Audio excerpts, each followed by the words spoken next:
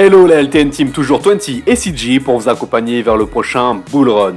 On va rester un peu dans le même domaine que samedi avec un projet qui se présentera comme une plateforme d'échange de NFT. On connaît le grand leader sur le domaine, le dénommé OpenSea, et il va être intéressant de voir ce que le projet du jour peut apporter de plus en termes d'expérience utilisateur et en termes de nouveautés. Nous avons vu sur le dernier cycle quels étaient les leaders dans leur domaine. Ce qui est intéressant de constater maintenant, c'est de voir si la concurrence va arriver à surpasser les leaders grâce à leur innovation ou à l'avancée en termes de technologie par exemple. Ne pas perdre de vue que les nouveaux projets ont des marges d'évolution bien supérieures aux projets déjà en place et bien plus capitalisés. Mais comme nous l'avons déjà dit plusieurs fois, attention à bien les choisir. Pour revenir sur le projet du jour, nous les découvrons en détail en même temps que vous. À la fin de la vidéo, nous allons vous dire si nous comptons investir dessus ou non et pour quelles raisons. Donc restez bien jusqu'au bout. Comme vous en avez l'habitude maintenant, vous verrez une explication sur l'utilité et le fonctionnement du projet, une analyse graphique et nous finirons par vous donner notre avis personnel sur celui-ci.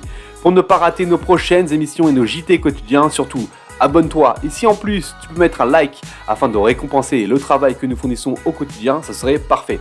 D'ailleurs, j'en profite pour tous vous remercier de nous suivre. Allez, let's go la LTN Team.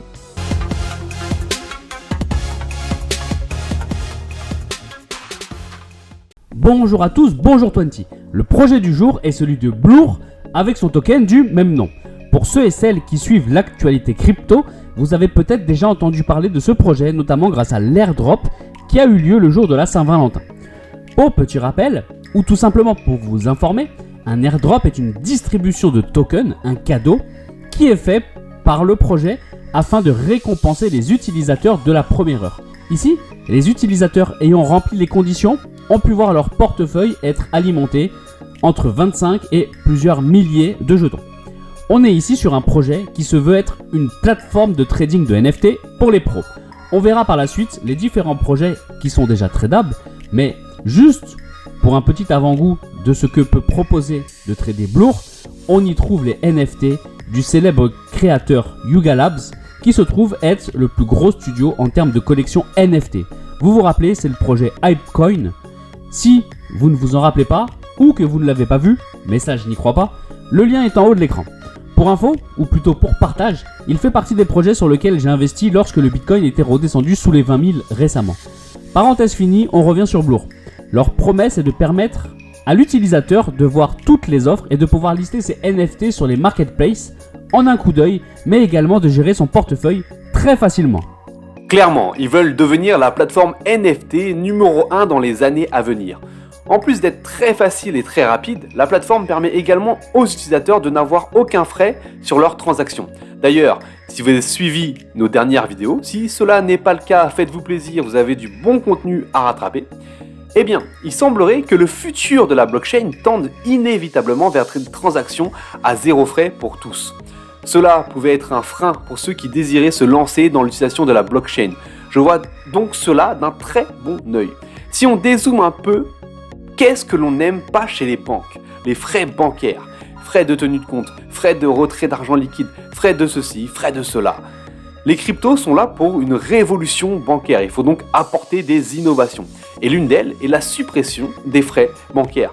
Les banques en ligne l'ont bien compris en proposant des formules zéro frais. Maintenant, parlons un peu du token Blur. Déjà, chose intéressante, il sera principalement détenu par la communauté. Pour le moment, il va surtout servir à l'airdrop et sa véritable utilisation n'a pas encore été communiquée. Mais on se doute qu'il servira comme jeton de gouvernance et qu'il permettra peut-être aux détenteurs d'avoir des récompenses inédites. Mais cela, nous le saurons plus tard. Si on se projette un petit peu sur ce que 20 vient de nous dire, pourquoi pas imaginer le Blur qui servirait de monnaie d'échange pour les NFT, là où actuellement c'est l'Ether. Voyons maintenant ensemble la tokenomics, faisons une analyse de cas pour vous aider à comprendre ce point crucial. Voyons comment nous procédons. Un premier coup d'œil sur CoinGecko pour voir premièrement le rang de la crypto, pour voir sa capitalisation boursière, pour voir son offre en circulation et son offre maximale. Alors ici, on se rend compte qu'on a quasiment 415 millions de tokens sur le marché et qu'on en aura au maximum 3 milliards.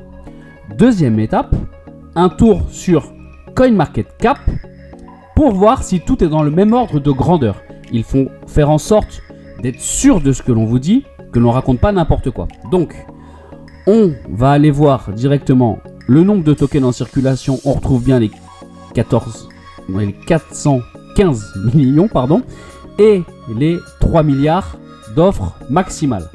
Donc jusqu'ici, on retrouve les mêmes chiffres, on est dans les mêmes ordres de grandeur, tout va bien. On peut avoir quelques écarts entre les deux sites, comme on peut le voir par exemple sur le rang. On a 143 contre 172. Si tout reste dans le même ordre de grandeur, tout va bien. C'est vraiment en termes de capitalisation boursière et des offres.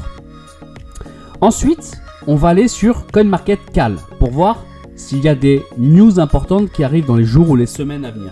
Et on voit que sur le Blur, il n'y a pas d'événement à venir. Ensuite, on va passer à la tokenomics que l'on a de disponible sur le white paper.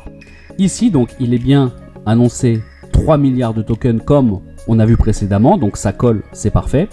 On va voir cette répartition. Au passage, ils annoncent être calqués sur la tokenomics d'Uniswap. Donc, voyons voir si c'est vrai. Vous pouvez voir à l'écran la tokenomics de l'Uniswap.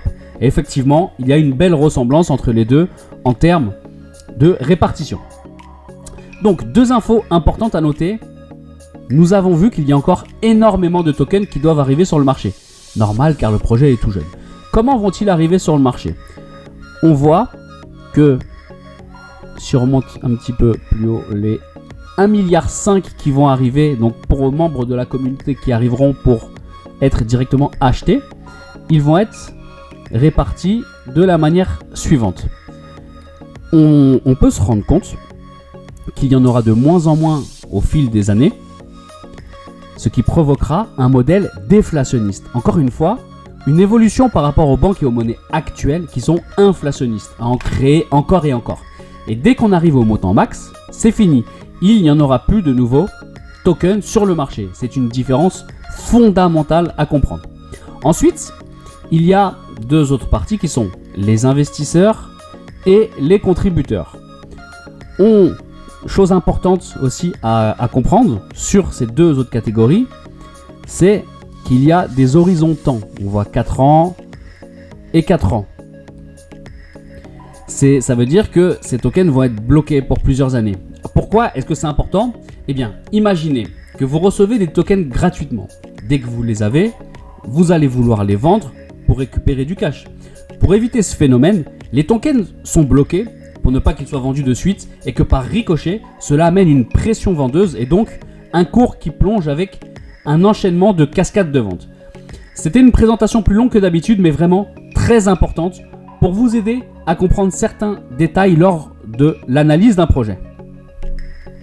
Pour ce qui est de l'analyse graphique, on va faire simple et rapide afin de ne pas vous garder trop longtemps sur notre vidéo. Ici, sur le graphe face au dollar sur Coinbase, vous pouvez voir que nous n'avons pas trop d'historique. Ceci dit, le token a tout de même subi l'hiver crypto avec une baisse de mèche à mèche de environ 68%. Pour y voir un peu plus clair et déterminer des zones d'action, on va descendre en daily. En daily, ici, on a une zone assez claire où l'on voit le prix réagir plusieurs fois, que ce soit en support ici ou en résistance désormais.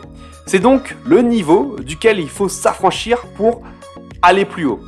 Je considère donc que tout ce qui est pris en dessous est un bon prix. On est même aujourd'hui sur, si on trace un Fibonacci, on est sur un retracement de plus de 0,50%, plus de 0,618%. Donc on est sous le premier QG des acheteurs, on est à quasiment 0,71% du Fibonacci. Donc on a un bon retracement qui signifie que c'est une belle zone d'achat. Maintenant, on a ce joli point d'entrée. Par la suite, quand nous aurons une clôture au-dessus de cette zone jaune, une clôture de bougie, pas juste une mèche qui traverse la zone jaune, mais qui clôture dedans ou en dessous. Non, une vraie clôture de bougies au-dessus de cette zone jaune. Alors nous pourrons viser en TP les 0,8813, les 1,076, les 1,24 et après laisser courir un bac si vous le souhaitez plus loin encore. Il est temps de vous donner notre avis sur ce projet. Il est clairement bon et ambitieux. Il apporte des choses intéressantes comme le fait de ne pas mettre en place des frais, sa facilité d'utilisation. Ce sont des facteurs qui vont entraîner l'adoption de masse. De la gratuité et de la facilité d'utilisation. C'est vraiment deux points qui vont devenir primordiaux par la suite en crypto. Et tous les projets devront s'adapter. Par exemple, OpenSea a dû s'adapter et revoir sa politique suite à l'apparition de Blur en termes de frais. Pour le coup, ils peuvent réussir leur pari et devenir la plateforme numéro 1. Lors de sa sortie, le volume de transactions de Blur a très vite dépassé celui d'OpenSea. Pour ce qui est de notre avis, nous ne sommes pas fans des NFT de collection. Nous savons à quel point les NFT vont révolutionner le monde. Autant les NFT uniquement de collection, nous ne sommes pas convaincus. C'est pour cela que nous n'allons pas investir sur ce projet, mais cela ne veut dire en aucun cas qu'il est mauvais.